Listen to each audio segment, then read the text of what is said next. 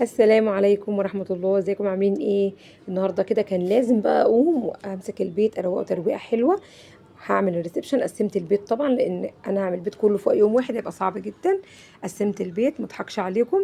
اول حاجه بقى كده البلكونه، شلت الكراسي والترابيزه بالفرشه الناعمه، وابتديت ان انا انضفهم تنظيفه حلوه والسلك. طبعا هنا انا بوريكم بس حاجه مهمه، ان احنا ما اللي هو الجلده اللي تبقى في السلك دي لما تقع اطلعي اعمليها، لما ستاره تقع منك اطلعي اعمليها، لما حاجه تقع منك كده ما تخليش شكل بيتك متدربك وحاجات عايزه تتعمل. لا، اطلعي على كرسي وظبطي ستاره البلكونه واظبطي السلك واظبطي الحاجات اللي هي ممكن تتخلع وما تتركبش تاني، يبقى شكلها وحش جدا، هتديكي طاقه سلبيه في البيت فظيعه يعني. تمام. انا كنست النجيله وكنست البلكونه كويس، وطبعا نظفتها من التراب، هي والكراسي والترابيزه. وابتديت هنا كنت ناويه اسيب الشرشوبه، غيرت رايي وقلت لا، اشيل النجيله خالص وادي كده البلكونه تسيقه حلوه من التراب. تمام، مع اني كنت لسه برضو عاملاها، فقلنا مفيش مشكله، الجو النهارده حر، نديها كده شويه ميه تجيب طراوه. تمام. نضفت البلكونه ونشفتها بالشرشوبه كويس، وهفرش النجيله بتاعتي تاني وابتدي احط الكراسي والترابيزه. قلت بقى ادي كده النجيله مسحه بالشرشوبه كمان، لان النجيله برضو ساعات بيبقى فيها عليها تراب. انا كنستها كويس، قلت اديها هي كمان مسحه بالمره. طبعا احنا لسه غاسلين كل الكلام ده، كله كان في العيد كنا لسه غاسلينه، فالحاجه لسه نظيفه، ما هي يعني ما اتبهدلتش يعني البهدله اللي هي يعني فاهمين، الحاجه لسه نظيفه. طبعا البلكونه بقت زي الفل، والازاز والسلك كل ما نلحق الحاجه اول باول، فطبعا ده بيسهل علينا كتير. هنا كده بقى ابتديت الانتريه تنظيفه كده، تنفيضه حلوه من التراب، وشلت المفارش وابتديت ان انا بس نفضت بالشكل ده التراب. مفيش حاجه طبعا ولا تحت ولا فوق الانتريه، زي ما انتم شايفين الدنيا لسه زي الفل من تنفيضه العيد اللي فات. بس كده بنديها ايه تنفيضه مطرح التراب، نوات التراب اللي فاتت دي، كان الجو برضو فيه تراب وهوا. وحطينا المفارش تاني ونضفنا كده الدنيا تنظيفه حلوه بالشكل ده. كده البلكونه خلصت والانتريه كمان خلص. هنروح بقى على فين؟ على الكراسي. نفس الكلام، هننفض كده تنفيضه حلوه من التراب، لان طبعا التراب مش بيبقى باين، فلازم كده تنفضي كده بقماشه كده تنفضي، لان بيبقى فيه كده كده اوريدي تراب على كل حاجه موجوده في البيت. في تراب بيتراكم على الاساس وعلى الترابيزات وعلى كل حاجه. تمام. مسحه بقى للترابيزه حلوه كده بالجلانس، ونحط المفرش بتاعنا تاني، لو المفرش عايز يتغير بنغيره، لكن المفرش لقيته نضيف. هحط المفرش تاني، وطبعا طول ما احنا شغالين نصلي ونسلم ونبارك على حبيبي وشفيع رسول الله، وما تنسوش في الكومنتات تنزلوا تصلوا على النبي. هنحط المفرش بتاعنا تاني كده ونحط الطقطوقه، ونشوف طبعا ايه هنعمل ايه بعد كده. هنكنس الارض كنسه حلوه الاول كده، المكتبه اللي هي الجبسن بورد دي هنمسحها كده بقماشه نظيفه، والشاشه كمان طبعا القماشه دي كان فيها جلانس خفيف كده، فهتمسح معانا الشاشه كويس جدا. والقماشه اللي في ايدي دي حلوه جدا جدا للتنظيف، انا بختار القماشات اللي هي تسهل عليا وتكون بتلم التراب كده وبتسهل عليا. تمام. كده كده كل البراويز اللي موجودة مسحتها، والجبسن بورد كله، المكتبة طبعا كلها بالشكل ده اتمسحت كلها. تمام. كل حاجة محطوطة عندنا لازم كده قماشة ونمسحها كويس. تمام. وصلنا لحد هنا خلاص. تمام. كل المكتبة زي ما انتم شايفين بالشكل ده، وبرده بنقول الأذكار وبنذكر الله ونصلي ونسلم ونبارك على حبيب شفيع رسول الله. طول ما أنا شغالة أي حاجة في إيدك هتلاقي نفسك أنجزتي فيها، وبقت معاكي سهلة وبسيطة بإذن الله.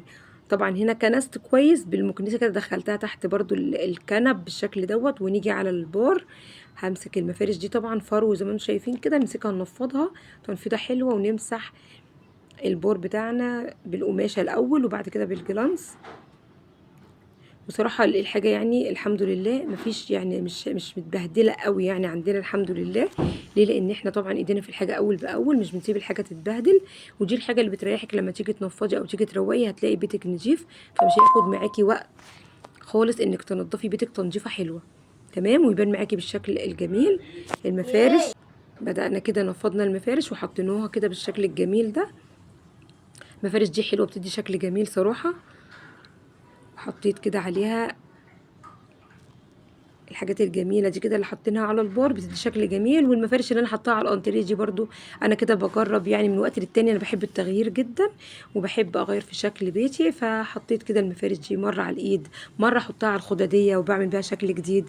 هتشوفوا معايا كل الحاجات دي ان شاء الله في فيديوهاتنا اللي جايه. هنا على الجزامه كده مسحناها برضو وخلصنا كده الجزامه والبار. هنروح بقى على ترابيزه السفره نشيل كل الحاجات بقى دي كلها اللي كنا بننضف بيها.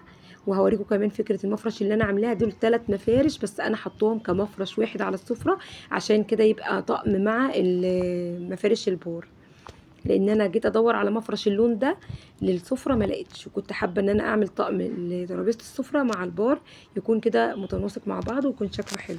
نفضت الكراسي كده تنفيضه حلوه بالقماشه زي ما انا قلت لكم، عشان كله بيبقى عليه تراب. ما ينفعش اعمل الخشب والكراسي لا، او اعمل الكراسي والخشب لا، لازم كل حاجه كده موجوده قدامنا، السجاد، الترابيزه، الكراسي، اي رفوف عندك، الشاشه، كل حاجه بيتراكم عليها التراب. فلازم كل ده بقماشه في ايدينا كده الاول من التراب. واللي محتاج جلانس او بليدج هنستخدم للموبيليا طبعا بليدج، ده لو محتاج يعني، احنا مش عمال على بطال. الحاجه اللي محتاجه تتنضف هي اللي هننضفها وهي اللي هنشتغل عليها. تمام، احنا صحتنا مش لاقيينها اهو. بصوا بقى المفارش، بقى فكره المفارش دول 3 مفارش، وانا بقى هعملهم مفرش واحد للسفره كده يكون على شكل مربع كده بالشكل ده. شايفين؟ ممكن اخلي 2 بس على فكره. بصوا الفكره جميله وكانت عطفاني شكل حلو مع البور.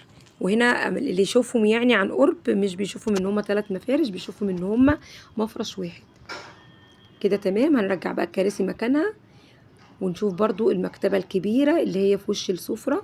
ياسين حبيبي يا معدي، نمسحها برضو نفس الكلام، هنمسحها وننضفها ونرتبها من الأول كده على السريع وبالشرشوبة بقى شوية كده مسحوق. ونضفنا البلاط اللي هو تحت الكنب تحت الانتريه، الحاجات اللي باينه كلها، البلاط اللي باين كله اتمسح زي ما انتم شايفين. السجاد بتاعي تقيل جدا جدا جدا، ادعوا لي ان انا اجيب طقم سجاد خفيف لان السجاد ده تقيل جدا جدا فوق ما تتخيلوا. خلاص كده مسحنا ونضفنا كل حاجه موجوده في الريسبشن زي ما انتم شايفين وما نسيناش حاجه خالص. ادي كده البار بالسفره. فكره المفارش اللي قلت لكم عليها فكره حلوه قوي وبتدي شكل جميل.